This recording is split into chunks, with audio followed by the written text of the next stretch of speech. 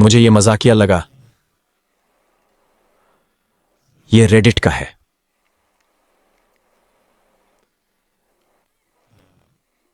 प्रगतिशील इस्लाम सबरेडिट।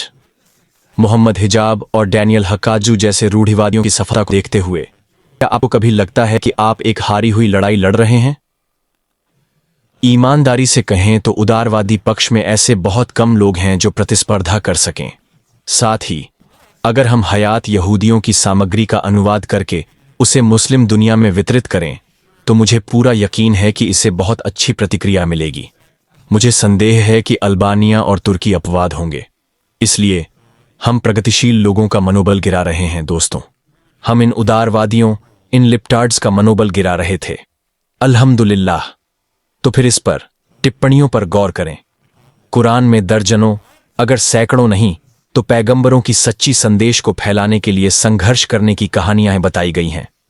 सच्चा उदारवादी, प्रगतिशील संदेश, ये वही बात है। ये लोग सक्रिय रूप से समाज को नुकसान पहुंचा रहे हैं और उनके पास उन्हें समर्थन देने के लिए गति है। हम जो सबसे अच्छा कर सकते हैं वह है अपना कर्तव्य निभाना और उम्मीद करना कि अल्लाह इसे स्वीकार करें।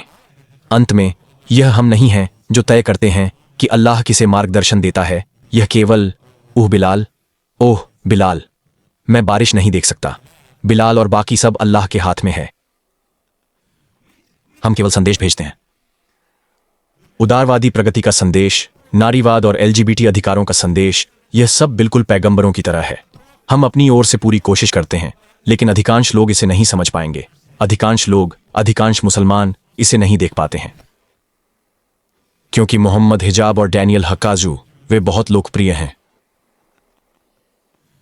अरे यार, यह तो वाकई में अद्भुत और अविश्वसनीय है। लड़ाई इस भौतिक दुनिया के लिए नहीं है, बल्कि अगले के लिए है। सच्चाई को जानना और उस पर अडिग रहना, चाहे लोग कुछ भी कहें, कभी हारने जैसा नहीं लगना चाहिए। हमें प्रगतिशीलता की डोर और उदार इस्लाम की डोर को पकड़े रहना चाहिए। हम उम्मीद नहीं खो सकते। दुनिया में हार सकते हैं, पर फिर भी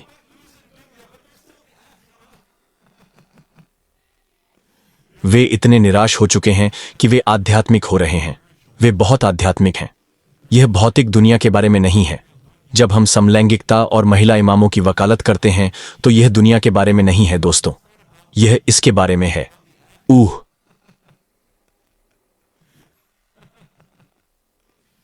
हम केवल संदेश दे सकते हैं, यह बस बलार है। हम सिर्फ सत्य बता सकते हैं। इंद्रधनुषी इस्लाम, महिला इमामों और सभी की समानता के बारे में बात कर रहे हैं। हम केवल संदेश दे सकते हैं दोस्तों, लेकिन अकीरा पर ध्यान दें, ध्यान दें, ध्यान दें। आखिर तौर पर परलोक में तब हमें असली इनाम मिलेगा।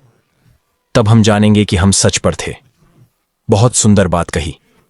वैसे जब मैं गूगल पर खोज रहा था कि मेरे कुरान में इतने फुटनोट होना सामान्य है या नहीं, तो मुझे अचानक कुरान पर आपका 11 साल पुराना पोस्ट मिला।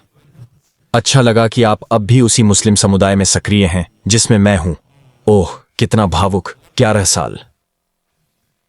स्नोफ्लेक कहता है, जब तुम उन्हें कुरान पर हस्ताक्षर करते देखते हो तो उनके रूप तुम्हें प्रसन्न करते हैं। अगर वे बोलते हैं तो तुम सुनते हो। वे सहारे से खड़े लकड़ी के खोखले टुकड़े जैसे बेकार हैं। हां, यह बहुत बढ़िया है।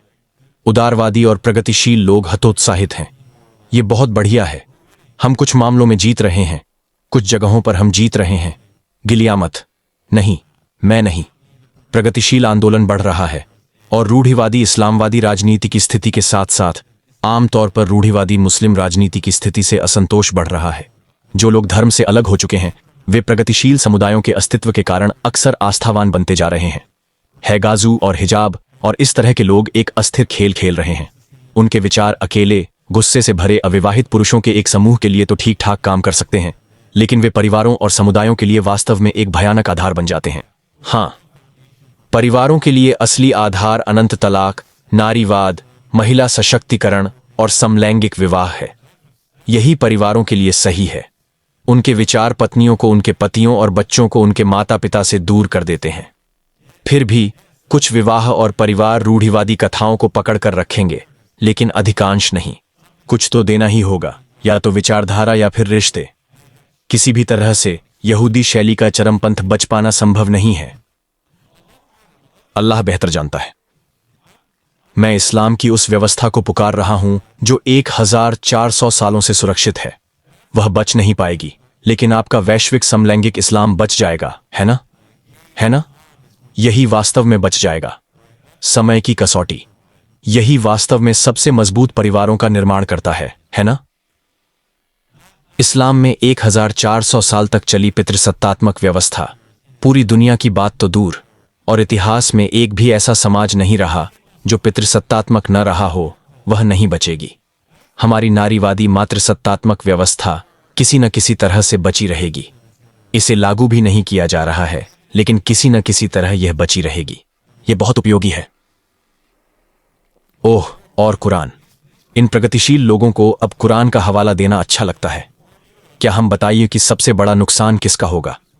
वे लोग जिनके प्रयास इस जीवन में व्यर्थ हैं, पर सोचते हैं कि वे अच्छा कर रहे हैं, यही लोग हैं।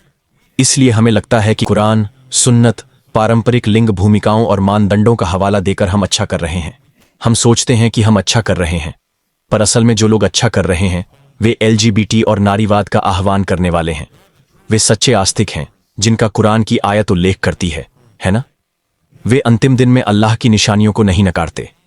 मुझे लगता है कि यह हमारे बचाव में है या क्या?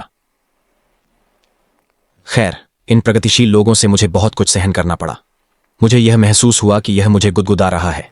यह वास्तव में काफी मजेदार था।